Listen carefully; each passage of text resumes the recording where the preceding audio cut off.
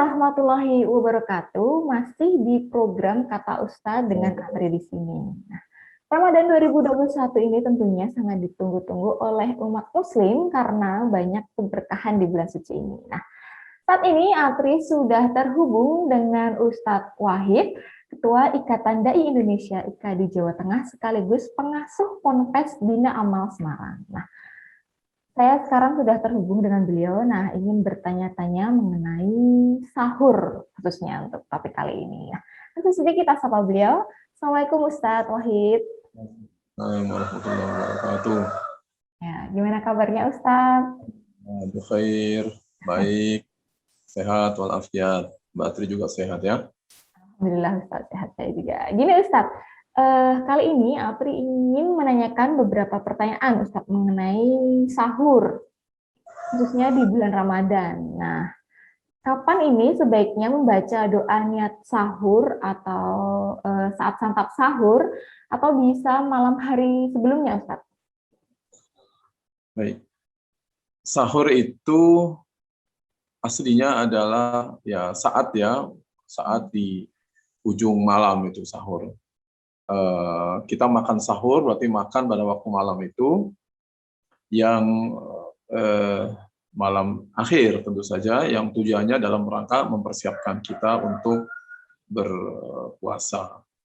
Ini hukumnya sunnah muakkadah ya, bahkan disebut di dalam salah satu riwayat bahwa orang yang makan sahur itu dia mendapatkan keberkahan. Ya, yang tidak sahur bukan hanya menjadi puasanya lebih lemah, tetapi bahkan tidak diberkahi oleh Allah karena memang sunnatullahnya begitu ya, harus mempersiapkan dengan makan sahur itu. Nah, waktu sahur itu ya waktu malam aja, sebelum otomatis setelah buka puasa sampai subuh. Itu waktu sahur sepanjang itu. Tetapi yang diutamakan kalau berbuka puasa itu mensegerakan berbuka begitu masuk waktu maghrib. Sementara kalau sahur, mengakhirkan sahur sedekat mungkin dengan waktu subuh. Jangan sampai nabrak waktu subuh. Nah, itu secara waktu. Kemudian yang lain-lain ya sebenarnya tidak ada kaidah-kaidah atau aturan-aturan yang mengikat harus makan apa, harus berapa banyak ya.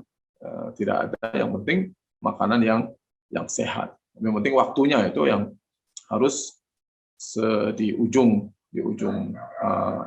malam sebelum waktu subuh. Kalaupun kita punya kesempatan sedikit, tetap harus digunakan, walaupun sekedar untuk minum. Misalnya kita taruhlah bangun terlambat, begitu bangun ternyata sudah kurang 5 menit, hanya cukup untuk minum. Lakukanlah minum itu. Fa inna fis sahuri barakah, karena dalam sahur itu ada keberkahan. Jadi jangan udah tinggal 5 menit terus nggak usah sahur aja. Ya nggak sahur, walaupun hanya dengan seteguk air putih misalnya. Kalau untuk waktunya itu batasnya imsak itu atau azan subuhnya itu Ustaz? Waktunya azan subuh sampai azan subuh. Jadi waktu imsak itu kalau kemudian dituliskan sebenarnya kan dia persiapan ya sebelum subuh. Ada 10 menit lah kira-kira jarak antara imsak dengan waktu subuh. Tetapi waktu sahur itu sampai waktu subuh masuk.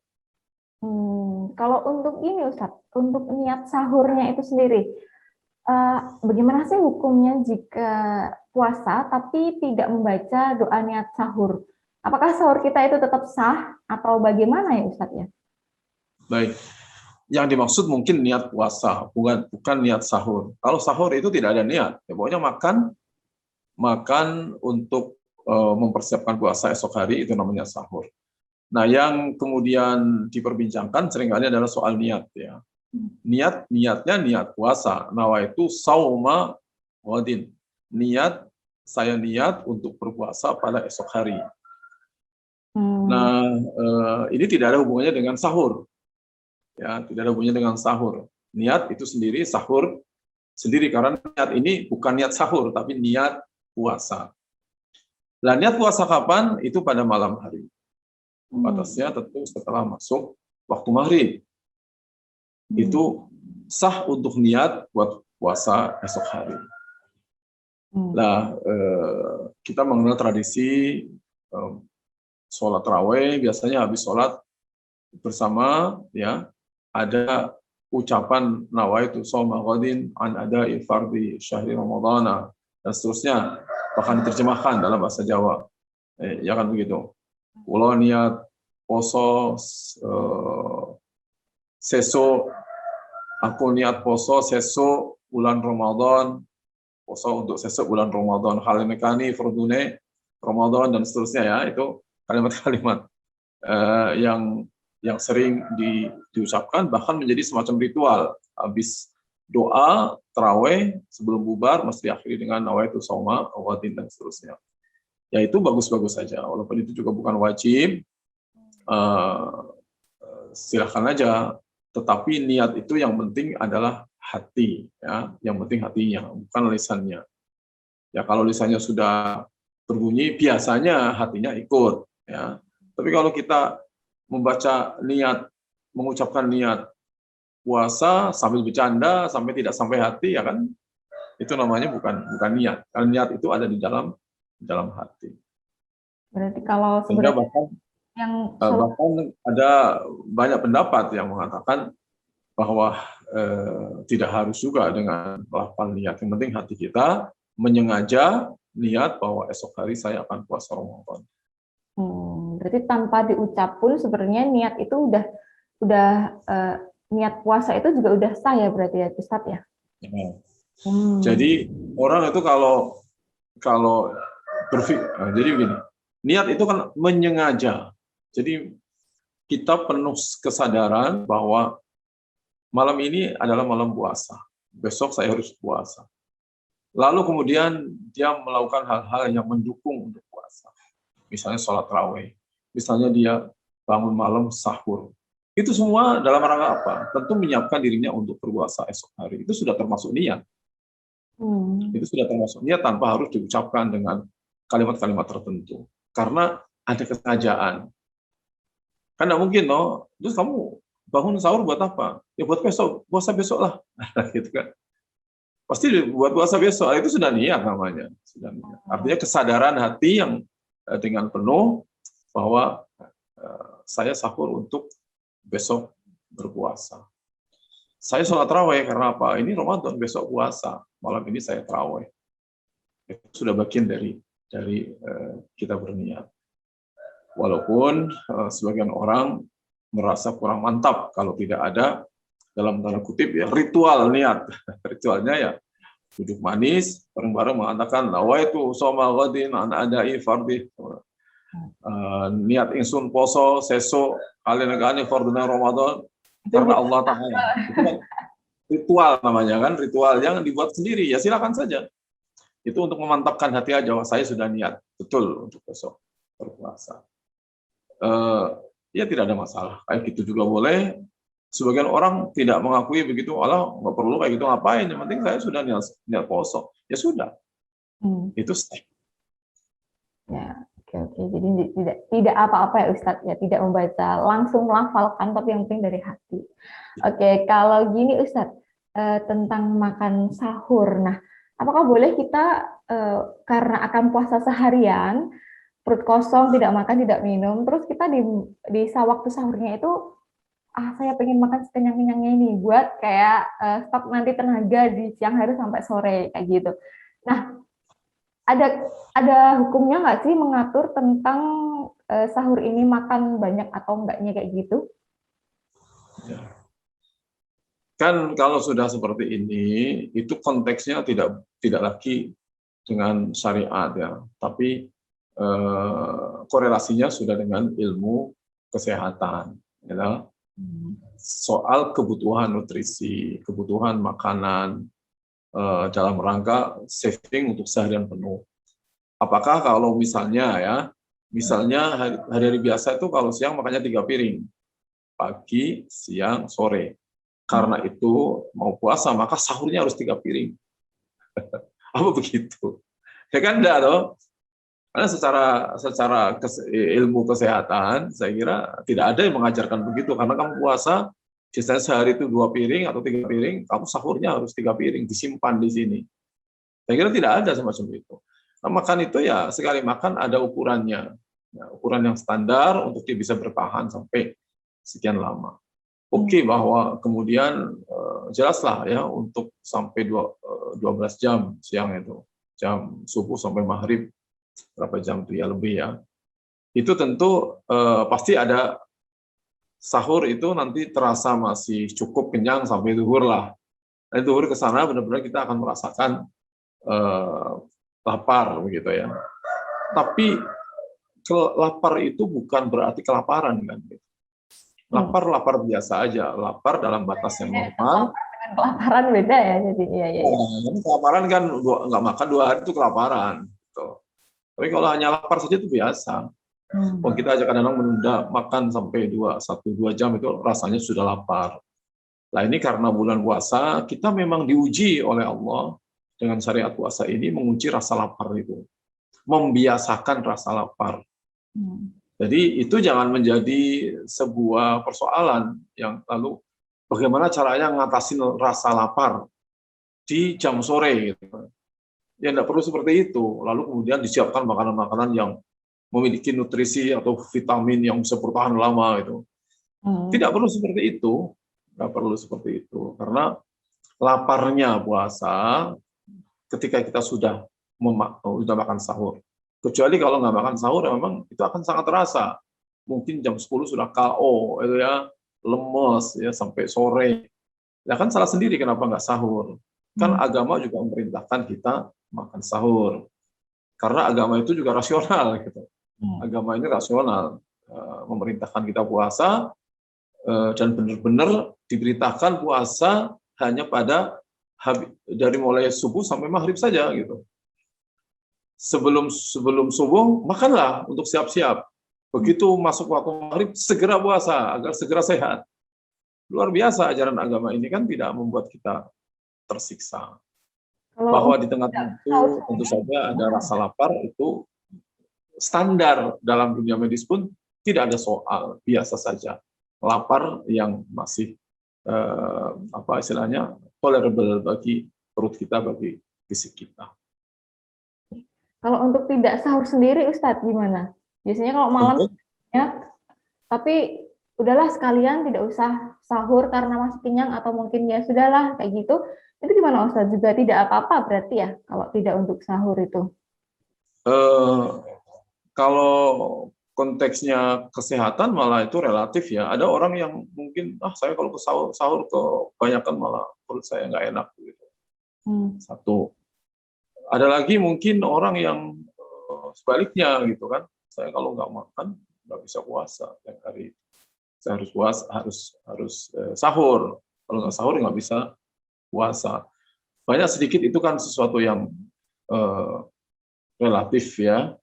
Dan dalam dunia medis, menurut yang saya baca itu, ya sebetulnya kalaupun tidak sahur, dari mulai buka puasa, sampai dia tidak sahur kecuali mungkin pisang goreng atau apalah, roti sedikit dan minum air putih 1 gelas, sampai maghrib pun tidak ada masalah. Secara kesehatan kita masih mungkin sehat. Bahwa ada rasa lemas, ada rasa lapar yang lebih daripada hari biasanya, itu jelas ya. Jadi saya kira hal-hal semacam itu kita ukur sendiri aja ya. Tidak ada urusannya dengan agama. Agama hanya memerintahkan kita untuk beribadah itu ya secara sehat. Makanya dianjurkan sangat sahur. Itu maksudnya agar puasanya jangan sampai kelaparan. Kan begitu. Dianjurkan supaya mepet waktu subuh itu, maksudnya ya biar sesedikit mungkin waktu lapar kita. Kan begitu syariat maunya itu. Ya tidak kemudian misalnya semakin jauh dari subuh makin utama. Tidak ada begitu. Sebaliknya makin dekat subuh makin utama. Karena apa? berarti menunjukkan kita serius mempersiapkan puasa itu. Dan yang kedua, pada saat puasa, kalaupun kita lapar, akan lebih ringan laparnya dibanding kalau kita sahur malam ya, sebelum subuh jauh begitu. Nah, kalau kita sehat ketika puasa, laparnya nggak terlalu lapar, banyak aktivitas-aktivitas yang positif yang bisa kita lakukan, ya kan? Orang menjadi tidak tidur terus seharian gara-gara apa? Karena tidak sahur. Atau sahurnya tadi ya. nah, iya, kan jadi tidak baik harinya itu. Makanya syariat menganjurkan sahur, ya.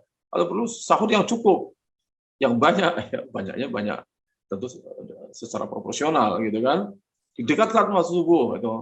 Jangan jauh-jauh dari subuh, dekatkan waktu subuh. Kalau perlu selesai makan, sudah ya minum, langsung adzan, pas, itu lebih bagus. Kenapa? Karena asumsinya dengan cara begitu, harimu ini segar. Kamu bisa baca Quran, bisa sholat jamaah ke masjid, jangan sampai mau sholat jamaah zuhur ke masjid yang biasanya jamaah, gara-gara puasa jadi nggak jamaah. Karena semalam sahurnya sedikit. Kan jadi biang keroknya sahur. Gitu. Makanya agama sudah menyiapkan, sahurlah, gitu kan? Dekatkan waktu subuh agar harimu sehat. Kamu bisa ke masjid, bisa kerja, bisa mikir, segala macam, jangan banyak tidur. Ya, itu maksudnya. Ya benar Ustaz. Tapi saya pernah pengalaman gini Ustaz. Waktu sahur kesiangan, istilahnya kesiangan gitu ya, mepet azan subuh. Saya baru makan, tapi langsung azan subuh itu Ustaz. Nah, waktu azan itu apakah boleh kita melanjutkan atau lebih baik emang harus berhenti? Seperti itu.